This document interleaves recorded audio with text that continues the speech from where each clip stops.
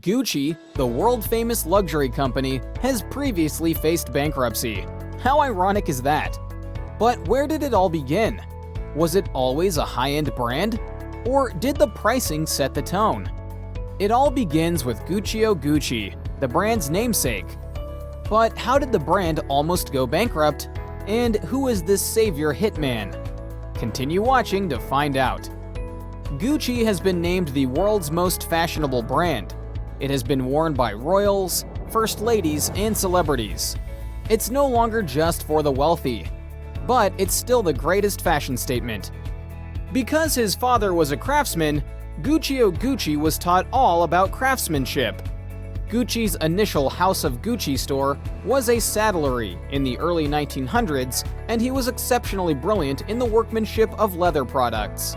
He met the demands of horsemen by constructing leather bags for their trips, which he later upgraded to leather suitcases as transportation improvements were made. In addition, celebrity endorsements increased their reputation. Grace Kelly, Peter Sellers, and Audrey Hepburn, all Hollywood icons in the 1960s, associated the word Gucci with chic and presented it as an even more expensive brand. Jackie Kennedy, aided much by being pictured with the Gucci shoulder bag, which was eventually called after her and dubbed the Jackie O. Guccio Gucci launched his first retail store in Rome in 1938. His brand became quite popular almost immediately, but he died in 1953. Guccio Gucci's family carried on his business after his death, but expanded it to serve millions of more people. Gucci's expansion to international levels was a critical step in the company's development. The first stores opened in Paris, Beverly Hills, London, Palm Beach, and Tokyo, with more to follow. The Gucci empire gained further recognition after hitting these places, adding a prestigious aspect to its reputation. In the 1990s, the firm appeared to be on the verge of bankruptcy due to disastrous economic decisions made by Guccio Gucci's grandson, Maurizio Gucci. Paolo Gucci, Aldo's son, was enraged because he had been excluded from important decisions made by the board of directors. He started looking into his father's record-keeping methods and reported several inconsistencies to the Internal Revenue Service. Rodolfo died in May of 1983, and his son Maurizio became a major stakeholder and began to take a greater role in the firm. Maurizio, a skilled businessman with a seductive demeanor and ruthless temperament, persuaded his uncle Aldo to quit the presidency and arranged for his cousin Paolo to hand over his shares in the company. Despite what the international press dubbed the Gucci Wars, the firm was still booming in 1985. The firm's reputation had been tarnished by family feuds and power struggles, but Gucci's lengthy history and ubiquitous trademark contributed to the company's continued financial success. Gucci Shops Incorporated recorded earnings of nearly $5 million in revenue of $62 million in the United States. Company stores in Italy reported revenues of more than $200 million and profits of about 8% of the total. Gucci's London division generated more than £10 million, with a 10% profit margin.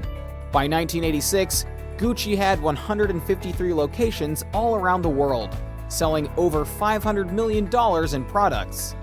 The Gucci family and their luxury retail company had a rough time in the late 1980s. Aldo Gucci was accused of tax evasion and theft of corporate cash in the United States.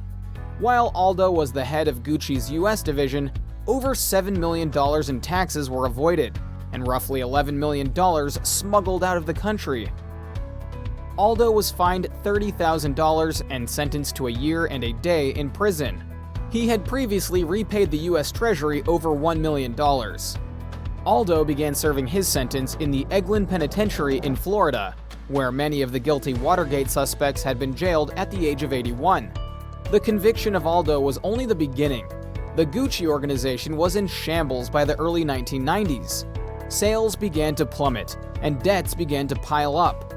Now that he had total control of the company, Maurizio enlisted the aid of Investor International, a Bahrain-based investment group, to help resuscitate it. Even the infusion of funds from Investcorp was ineffective. Gucci America Incorporated, as it was called in 1992, had lost over $30 million in 1992. not including prior debts of over $100 million. As a result, Investcorp filed a lawsuit against Maurizio for failing to disclose information concerning Gucci's US operations.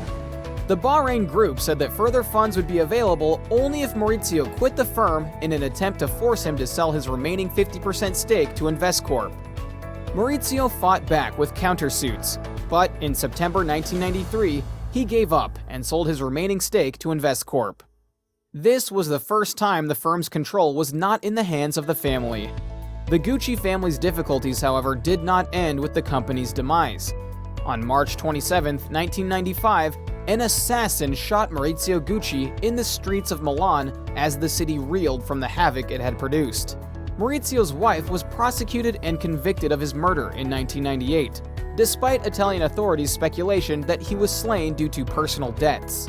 She was sentenced to 29 years in jail. Investcorp selected its management team in the mid-1990s and began the difficult job of reconstructing the firm.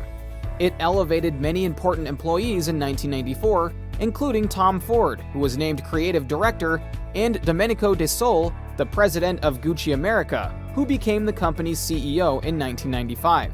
Gucci's reputation as a luxury brand had been tarnished in the 1980s by plastic and canvas items with the logo of the interwoven G's. De Sole immediately set about restoring Gucci's image as a premium brand. To do this, he followed a strategy he initiated in the United States of reducing franchise and duty-free stores and increasing advertising spending. Sales and earnings increased substantially in both Europe and the United States, thanks to these managerial moves and Tom Ford's bold and updated Gucci designs, which had a bright 1960s flair. By late 1995, anticipated statistics were looking extremely positive, and Gucci's and its US operations prospects had significantly improved. With his role as creative director, Tom Ford revitalized Gucci. He began to pay attention to what customers wanted, and he met their demands for more affordable shoes, bags, belts, and fragrances, bringing Gucci's revenues to $1 billion. He took Gucci to the runway, and he even set a world record by selling the most expensive pair of jeans, which were damaged, ripped all over, and covered with African beads, which sold for more than $3,000. Gucci's popularity only grew from there. Gucci, however, was not without its flaws despite its enormous success. Competitors had taken note of Gucci's rapid rise to the top, and by 1998, the business was keeping an eye on many of its investors for signs of a hostile takeover. To this day, Ford is credited with reviving Gucci by adding amazing designs and images into its campaigns. Gwyneth Paltrow, Jennifer Lopez, and Madonna were all spotted wearing his items on the red carpet for his fall 1995 collection and elegant minimalist 90s designs. Following Tom Ford's departure, the firm faced dramatic change. According to Business of Fashion, Giannini was designated creative director in 2006, and her relaunch of the Flora pattern, rather than focusing on the double G mark, was a huge hit. Gucci's first ever TV ad for the Gucci by Gucci fragrance, directed by David Lynch, premiered in 2008. Gucci by Gucci Pour Homme, Giannini's first men's fragrance, debuted the same year, with James Franco as the face of the campaign. In 2009, Gucci introduced the now iconic Flora fragrance. And that is the long, drawn-out, and intense story of how Gucci was almost bankrupt, but saved by a hitman. Let us know what your thoughts are in the comments down below. Make sure to like and subscribe.